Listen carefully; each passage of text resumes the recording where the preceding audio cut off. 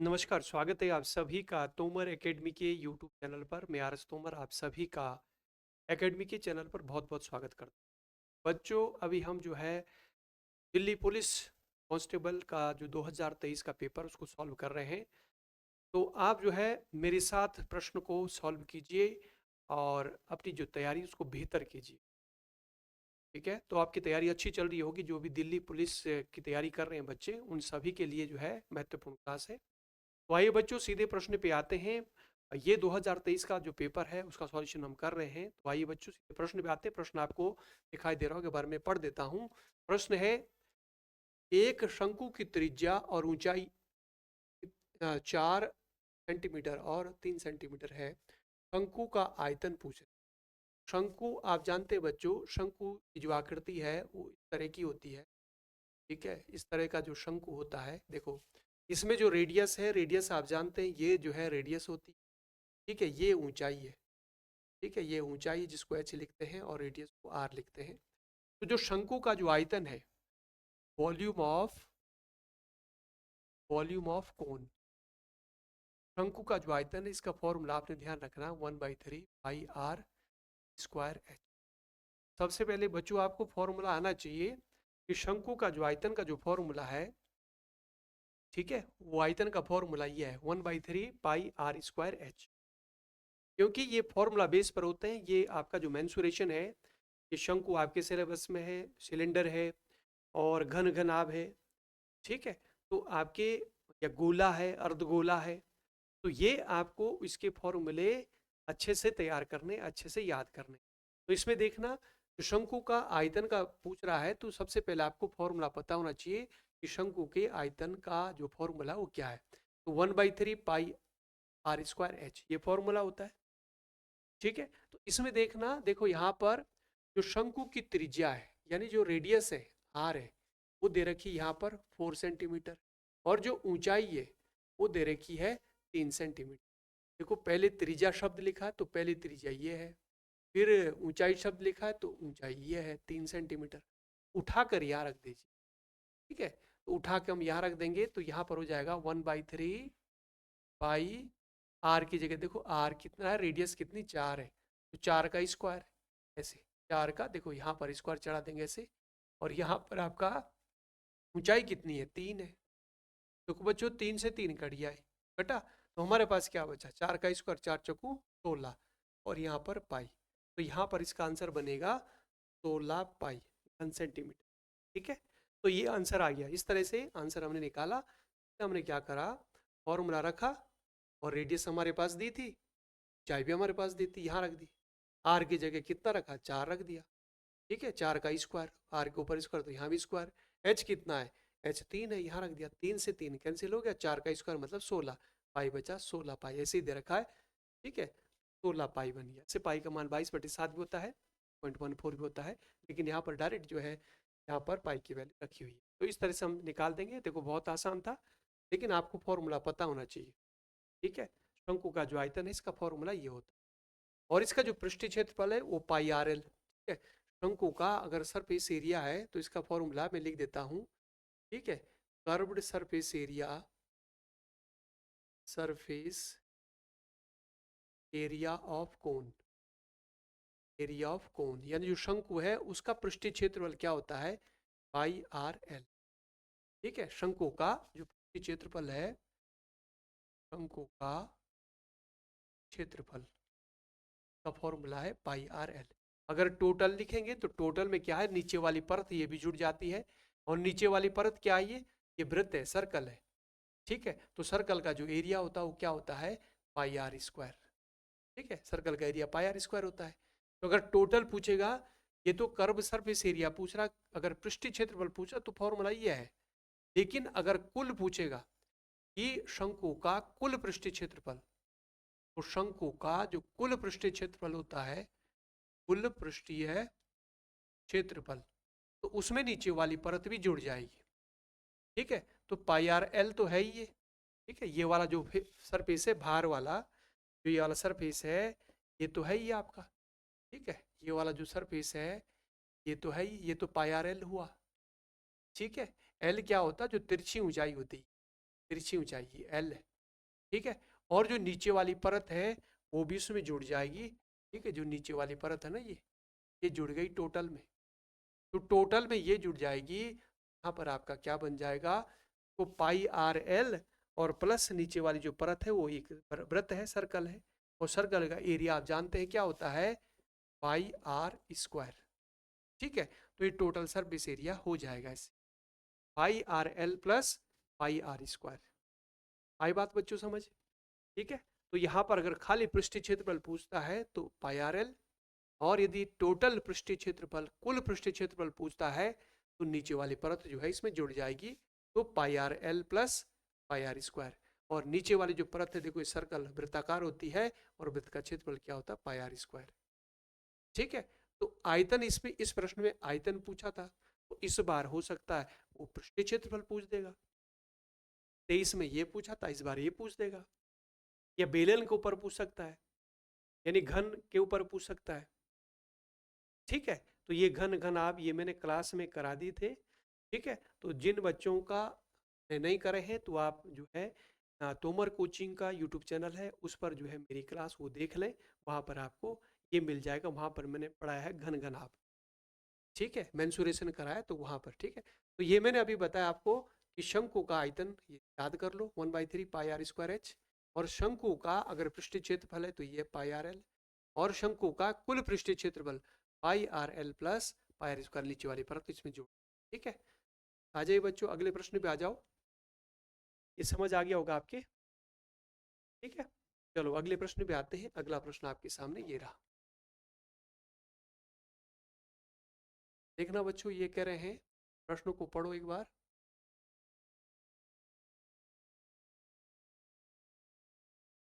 देखो क्या कह रहे हैं, यदि राम एक पंखे के अंकित मूल्य पर 12% छूट प्राप्त करता, छूट मतलब डिस्काउंट, तो वह 600 रुपये बचाता है, राम ने पंखे के लिए कितना भुगतान किया। तो अंकित मूल्य मान लो पहले कि अंकित मूल्य क्या था, ठीक है। पहले हम ये मान लेंगे कि अंकित मूल्य क्या था, ठीक है जी। तो पहले आप जो अंकित मूल्य है वो मान लेंगे, देखो 12% की छूट मिल रही है और उसने 600 रुपये बचाए,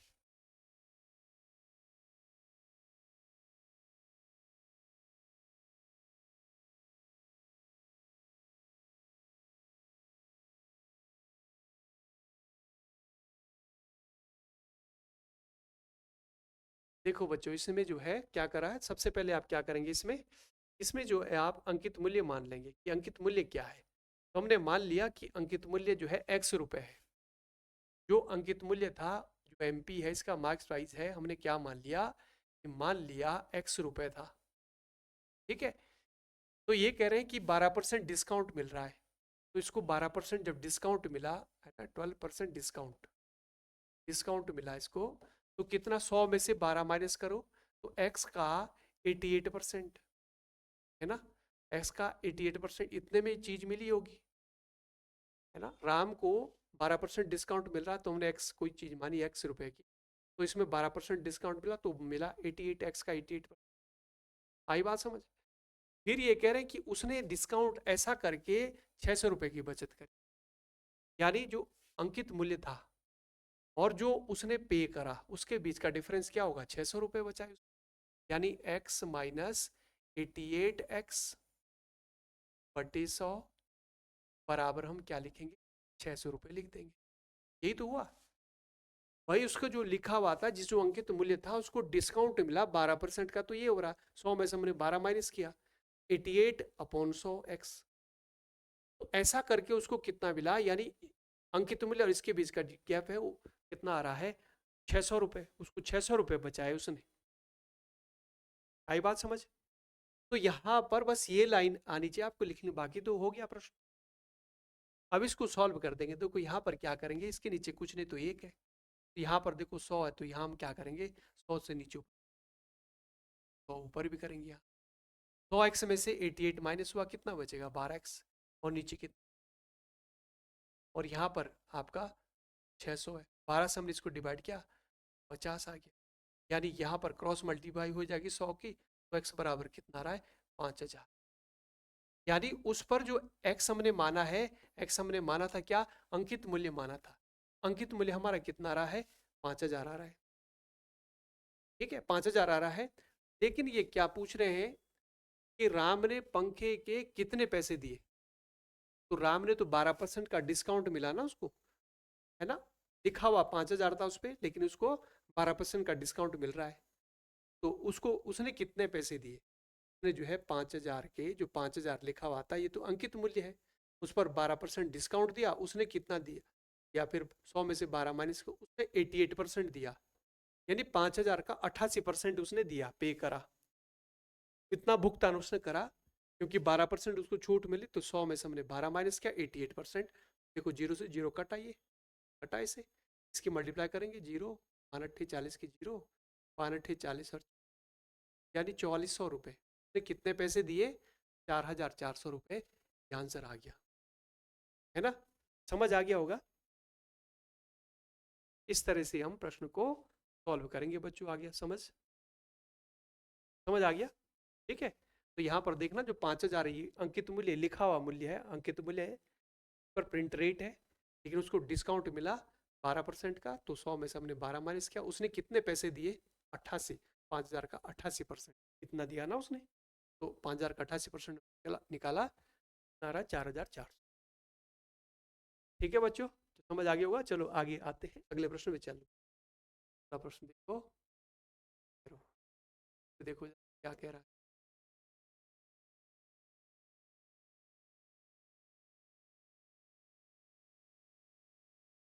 तो करो जरा, देखो क्या कह रहा है कि y का मान x से 20% अधिक है। y का मान क्या है, x से 20% अधिक है। तो यहाँ पर देखना, वो x और y की बात हो रही है। ठीक है, जैसे ये बोले कि y का जो मान है x से 20%, तो पहले आप x और y लिख दो। किसका मान ज्यादा, देखो y का मान x से 20% ज्यादा, y का मान ज्यादा। अगर हम इसका 100 मानते हैं, इसका y का मान 20% ज्यादा, तो इसका मान क्या होगा, 120 होगा। पहली लाइन में क्या है, y का मान x से 20% अधिक है, y का मान। तो y का मान अगर 20% अधिक है, तो ऐसे लिखना बच्चों कि हमने मान लिया कि x का मान 100 है, तो y का मान क्या होगा, 120 होगा। होगा कि नहीं होगा। ठीक है, तो अब देखो आगे पढ़ो। यदि किसी समान संख्या को x और y में जोड़ा जाए, ये बोले x में भी और y में भी कोई संख्या जोड़ो। लो हमने जोड़ दिया कि देखो x हमने 100 माना है, y 120 होगा। इसमें हमने जोड़ दिया कि मान लिया हमने a जोड़ा, इसमें इसमें भी a ही जोड़ना है। ठीक है, ये बोले कि समान संख्या जोड़नी, तो a जोड़ो या b जोड़ो, कुछ भी। अगर यहाँ a जोड़ रहे तो यहाँ भी a जोड़ना। देखो यहाँ पर कह रहा है x और y में जोड़ा जाए, समान संख्या वो x और y में जोड़ा जाए। हमने ये मान ली, b भी हम मान सकते थे। आई बात समझ। फिर कह रहे हैं तो x का मान इसके पिछले मान से 3/2 गुना हो जाता है। जो x का मान है ये बोले जो x का मान ये है, ये जो पिछला मान था, पिछला मान तो इसका 100 था। ठीक है, पिछला मान जो 100 था उसका कितना हो जाता है, पिछले मान का 3/2 गुना, यानी पिछले मान का 3/2 गुना हो जाता है। तो इसका 3/2 गुना कर, ठीक है, यहां लिख देता हूं मैं। देखो जो ये मान निकला, ये वाला जो मान है, ठीक है, ये जो मान निकला यहाँ पर, यहाँ लिख देता हूं मैं। तो ये मान कह रहा है कि कोई संख्या जोड़ने पर जो ये x का मान है, ठीक है, जो ये निकला, ये जो पिछला मान था, तो पिछला मान तो x का मान हमने 100 माना था। ठीक है, 100 माना था। तो ये कह रहे हैं कि पिछले मान का ये 3/2 गुना है। पिछले मान का 3/2 गुना करोगे तो ये मान हो जाएगा, ऐसा तो बोल रहे। देखो यहाँ पर ये लाइन ध्यान समझना, तो अच्छे से समझो बच्चों। x का मान इसके पिछले मान का 3/2 गुना, तो पिछला मान तो 100 है, तो पिछले मान का 3/2 गुना, ये वाला मान बन गया जो हमने ये कोई संख्या जोड़ी। बस इसको सॉल्व कर दो बच्चों। देखो 2 से डिवाइड किया, ऐसे 2 से डिवाइड किया, यहाँ पर कितना हुआ, यहाँ पर हो गया आपका 5 या 15, 150 आ रहा है। यहाँ पर 150, यहाँ पर 100 प्लस ए, 100 इधर आएगा, माइनस होगा तो यहाँ पर आएगा। यानी जो ए की वैल्यू है ना, ए की वैल्यू हमें पता चल गई 50 है। जो संख्या जोड़ी गई है, जो हमने ए मानी थी, उसकी वैल्यू हमने कैलकुलेट कर दिया, वो क्या आ रहा है, वो 50 आ रही है। आई बच्चों बात समझ? वो संख्या 50 आ रही जो हमने ए मानी थी ना, वो 50 आ रही, ए की वैल्यू जो है 50 आ रही। तो आगे देखना, अब कह रहे हैं अब y का नया मान पिछले मान का कितना गुना है। अब देखना जो y का मान है, ये देखो y का जो मान है, पहले तो 120 था, अब जब हमने a जोड़ा तो ये बना, देखो y का मान क्या बना, 120 प्लस a। पहले क्या था, पहले तो 120 था, अब नया मान कितना बना, नया मान 120 प्लस a है। तो ये बोल रहे हैं कि जो y का ये मान है वो पिछले मान का कितना गुना है। तो पिछले मान का हमने मान लिया पिछले मान का b गुना है। ये जो मान है, नया मान है y का, जो नई वैल्यू है, y की जो नई वैल्यू है वो पिछले की कितनी गुनी है। हमने कहा पिछले मान की 120 की b गुनी है, बराबरी b गुनी मानो c गुनी, कुछ भी आप लिख सकते हैं कि पिछला मान तो y का 120 था, उसका b गुना ये मान है, नया मान है। बस इसको सॉल्व कर दो बच्चों। तो इसको सॉल्व करेंगे, यहाँ पर a की वैल्यू कितनी आ रही है, a की वैल्यू हमने अभी निकाली 50 है, तो यहाँ पर 50 रखेंगे की जगह 50, 50 प्लस 120 कितना होगा, 170 होगा, होगा कि नहीं होगा, 50 प्लस 120 170, यहाँ पर 120 गुणा b। ठीक है, अब देखो जीरो से जीरो कटा, इस 12 को यहाँ से हटाओ, b बराबर, ये 12 यहाँ से नीचे जाएगा, इसके नीचे 17/12 ऐसे जाता है बच्चों। जैसे अगर ये यहाँ से हटेगा तो कहाँ जाएगा, इसके नीचे जाएगा। तो यानी b की वैल्यू कितनी आ रही है, b की वैल्यू आ रही है 17/12। तो हमने b गुना माना था, कि माना जो पुराना मान है वो b गुना हो गया, और b की वैल्यू निकली 17/2। तो इसका आंसर क्या बनेगा, देखो यहाँ पर ये बना 17/2 गुना हो। ठीक है, इसका मान पिछले मान का कितना होगा, 17/12 गुना हो जाएगा। कितना हो गया, 17/12 गुना। ठीक है, y का नया मान पिछले मान का कितना हो गया, 17/12, आंसर आ गया। बच्चों आ गया समझ, समझ आ गया होगा, इस तरह से करना है। तो आपने भी करना, प्रैक्टिस करनी है। जैसे मेरे साथ जो मैंने एक बार किया, तो आपने अपना हाथ चलाना है और आपने ही सॉल्व करना प्रश्न। इस तरह से आप प्रश्न को सॉल्व करेंगे। ठीक है, ये तरीके होते हैं। ठीक है, जैसा जैसा कह रहा है उस हिसाब से आपने स्टेटमेंट बनाना है, और प्रश्न है, क्वेश्चन है, उसको सॉल्व करना, इस तरह से सॉल्व करेंगे। अभी मैंने आपको समझाया किस तरह से। ठीक है, पहले हमने कोई संख्या x की ये मानी, x जो है मानी थी 100 उसमें, और इसको माना, फिर ये ज़्यादा है 20% ज़्यादा, तो 120 है, ये बोले उसमें जोड़ दिया, कोई संख्या जोड़ दी, अगर a यहाँ जोड़, समान संख्या, अगर यहाँ a जोड़ रहे तो यहाँ भी a जोड़ना, समान संख्या। ऐसे नहीं कि यहाँ पर a जोड़ रहे यहाँ b जोड़ रहे, नहीं, समान संख्या बोल रहा, अगर यहाँ a जोड़ रहे तो यहाँ भी a जोड़, यहाँ b जोड़ रहे तो यहाँ भी b। ठीक है, फिर स्टेटमेंट जैसे जैसे जैसे कह रहा था वैसे मैंने बनाया, अभी मैंने आपको समझाया। बच्चों आ गया समझ, आगे आ जाओ, अगला क्वेश्चन देखना। अगला प्रश्न क्या कह रहा है, दिल्ली पुलिस में जो है इस टाइप के प्रश्न पूछे जाते हैं, ये टाइप है, या दिल्ली पुलिस हम प्रश्न कर रहे हैं, 6 प्रश्न है। तो बच्चों इसको देखो जरा क्या कह रहा है, एक बार पढ़ लो, प्रश्न पढ़ो।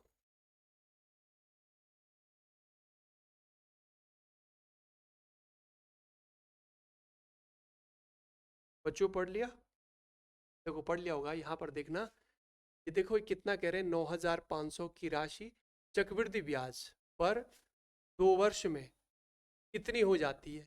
तो बताओ ब्याज की दर क्या है।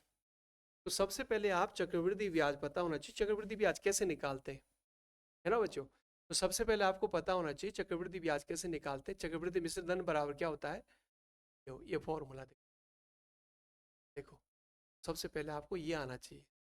मान लिया आपको फॉर्मूला ही नहीं पता, ठीक है, चक्रवृद्धि मिश्र धन, मूलधन, रेट ऑफ इंटरेस्ट, टाइम, इसमें क्या रिलेशन होता है। तो इसमें जो है रिलेशन ये होता है, ये प्रिंसिपल है, ये अमाउंट है, रेट ऑफ इंटरेस्ट, ये टाइम है। तो इसमें जो रिलेशन का फॉर्मूला ये है, इससे जो डेटा दिया है उसको यहाँ रखेंगे, कैलकुलेट कर देंगे, आंसर आ जाएगा। ठीक है, डायरेक्ट इससे आंसर आ जाएगा। तो देखो ना जरा क्या कह रहा है, ये जो आपका दिया ना, ये मूलधन है, ये P है, और यहाँ पर कह रहे हैं कि 2 साल, देखो ये टाइम दिया है, T दिया है, टाइम, और यहाँ पर 2 साल में धनराशि इतनी हो गई, ये ए है, ये चक्रवृद्धि मिश्र धन है, और दर निकालनी हमें, आर हमें निकालनी है, यानी जो रेट ऑफ इंटरेस्ट है वो हमें निकालनी है। बच्चों समझ आ गया? यहाँ पर हमारे पास क्या दिया है, पी दिया है, प्रिंसिपल दिया है, टाइम दिया है 2 वर्ष, और अमाउंट दिया है, हमें निकालना रेट ऑफ इंटरेस्ट यानी आर निकाल। तो उसके लिए फॉर्मूला आपके पास है, A is equal to P 1 plus R बटे 100 के पावर टी। ये जो डेटा दिया है इसको इसमें पुट कर देंगे, कैलकुलेट कर देंगे, आंसर आ जाए। चलो निकालो जरा। यहाँ पर अमाउंट जो दिया है, यानी अमाउंट मतलब मिश्र धन, मूलधन 9,500 है, 2 साल में इतना हो गया, तो ये मिश्र धन है, तो इसको यहाँ रखेंगे 11,704.95। मूलधन कितना था, मूलधन ये है 9,500 मूल, ठीक है। यहाँ पर 1 प्लस रेट ऑफ इंटरेस्ट कितना है वो हमें फाइंड करना है, बटे 100, और टाइम टी की जगह क्या रखना, 2 साल। ठीक है बच्चों, अब इसको कैलकुलेशन समझो जरा, किस तरह से हम कैलकुलेट करेंगे वो देखो। देखो बच्चों यहाँ पर क्या करना है, जैसे यहाँ से हटाओगे, देखो यहाँ से हटाओगे आप इसको तो इसके नीचे आएगा ये, ठीक है। देखो यहाँ पर जैसे इस लाइन में और लिख देता हूँ, यहाँ पर कैलकुलेशन सिखा रहा हूँ मैं आपको, ठीक है। अब देखना यहाँ पर दशमलव के बाद 2 अंक है, तो मैं 0 लग, देखो नीचे 100 लिख दूँ ऐसे, या मैंने 100, देखो दशमलव के बाद 2 अंक थे, नीचे 100, 2 0 बढ़ा दी। यहाँ पर ये था, यहाँ से हटा के नीचे आ गया, यहाँ पर 950 आ गया ऐसे। यहाँ पर राइट साइड में मेरे पास ये बचा हुआ, ये 1 प्लस आर बटे 100, और यहाँ पर इसको ये बचा हुआ, ठीक है। अब इसको सॉल्व करना, कैलकुलेट करना जरा इसको।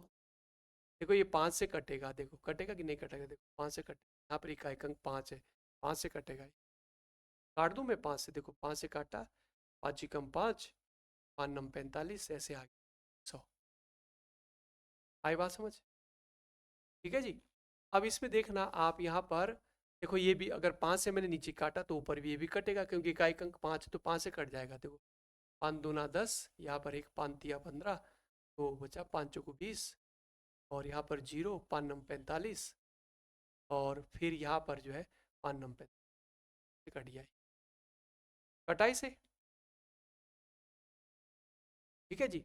अब देखना ये कटेगा, फिर देखो 19 से काटना जरा, देखो 19 है नीचे तो ये कटना चाहिए, 19 से कटना चाहिए। देखो यहाँ पर नीचे वाला तो 19 से कट रहा है, देखो 19 से हमने काटा एक बार, 100 आ गया, 19 से ये भी कटना चाहिए, देखो 19 से कम 19 हुआ, यहाँ पर बचा आपका 4, 19 दूना 38, अब बचा 6, 19 तिया 57, अब बचा यहाँ पर 3, 38 बना, 19 दूना 38, एक बचा 19, देखो ये, देखो बच्चों सारा कट गया, ये कट गया, सारा कटा, ये आ गया ऊपर, 19 से भाग दिया, यहाँ पर भी, यहाँ पर 19 से भाग, और नीचे 19 से भाग दिया।